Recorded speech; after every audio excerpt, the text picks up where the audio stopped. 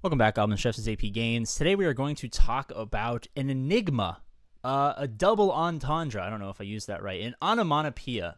I think a third of those words were used correctly, but I am too tired to care. Oh, APGAINS. There's light, which means this isn't an episode of APGAINS at night. No, it's not an episode of APGAINS at night. It's an episode of APGAINS hasn't slept in 3 days, and now he has to go on a business trip where he will continue to not sleep. So I am erratic, I'm sporadic, and I am other radix. We are talking about something that previously was ill-advised, but now, after some careful research, is a fantastic idea. As you see here, crystals that I should be using for refreshes, keep that in mind, I used on a premium unlock character. And it wasn't the best character in the game, Troll Brute, and it wasn't the Great Goblin, who has been nerfed into oblivion, and this was my previous leader, and I'm very sad. The Goblin Chefs are sad to see him leave. But it was Ealdred, the healer for the Rohan faction. And if you're wondering why I did that with premium currency that I don't have, well, I guess I technically have the ability to pay for it, but I don't because it's a video game on my phone for the most part. There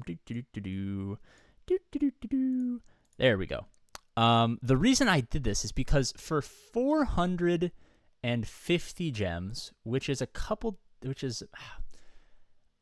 I'm kind of skewed right now because in the early game they give you one of the objectives gives you like a 500 crystal bonus, which is really hot, and then I get about 70 crystals a day, or gems, I guess. This is not Galaxy of Heroes. So I kind of fronted the 500 gems they give you for free into Ealdred because I noticed that in a lot of my light side campaigns,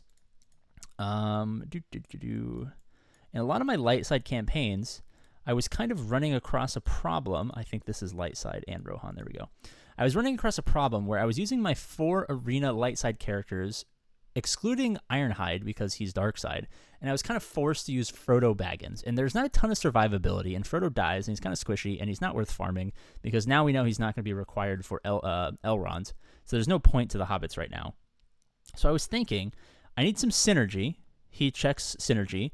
I need more survivability. He's got slightly more survivability, and I need healing. I really, really need healing. And I was going through kits, and I was like, wait a second.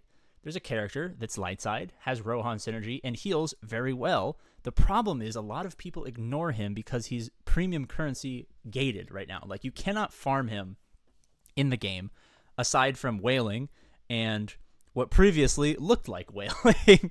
But with some careful considerations of arena payouts and the flat like gem bonus that they give you for completing some random objective, I kind of figured out that this is going to solve all light side farming issues. And it's not really a huge deal.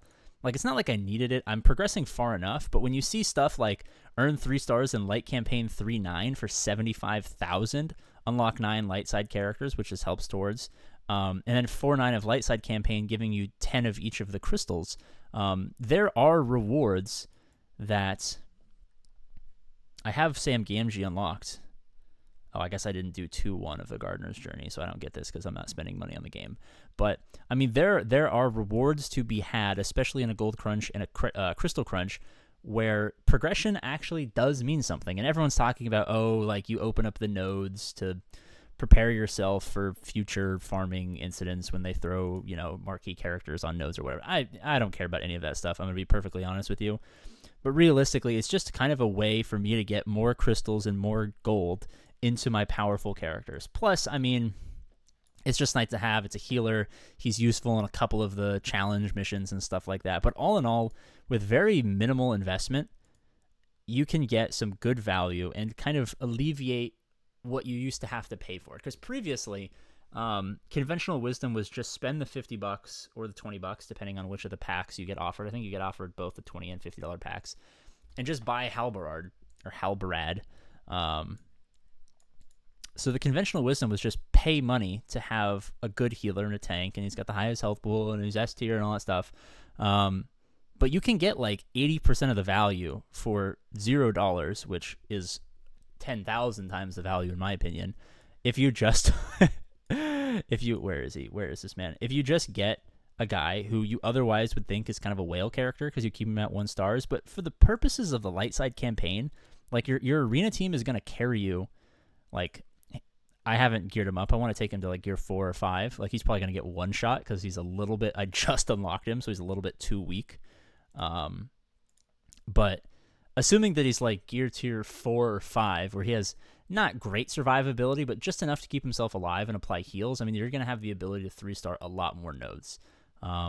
I'm not super advanced into the campaigns because I'm mostly just farming gear, and you kind of have to slowly grab gear and then work your way up. So you go like an entire sector, and then you farm gear for like 3 days, and then you go another sector. But like theoretically, assuming he doesn't get one shot, I actually don't even have his healing. Yeah, he's getting absolutely trounced here. I don't even have his healing ability right now, so maybe this isn't a great example. But assuming that he's gear tier 4, having a decent heal, especially if the abilities are upgraded, is going to give you survivability. It's going to give you longevity. It's going to most importantly give you 3-star ability on these nodes, because a lot of gear tiers that I'm locked behind right now for AOMer, I don't know if I've done my AOMer video yet, but it's a fantastic one. If it's out and you haven't seen it, you should click on my YouTube channel, subscribe, and make sure you watch it. If it's not out yet, then you should double subscribe. Well, triple subscribe, because if you double subscribe, you unsubscribe. So triple subscribe. So you can see that video, because AOMer is sneakily one of the best characters in the entire game for free-to-play players. But I'm having trouble finding his gear because I can get to the node that he's in, but I cannot 3-star it because Frodo was just getting completely trounced. And I didn't have quite enough firepower if I 4-manned it. Like, I could 4-man it and get 2 stars, or I could 5-man it and get 2 stars, but I didn't quite have the RNG, and I didn't quite have the survivability to get to the 3-star point where I could actually sim it. And that's where this guy is going to come in. I can go in there. He's going to give them survivability, assuming I can get him to gear tier 4, so I can actually unlock his healing ability.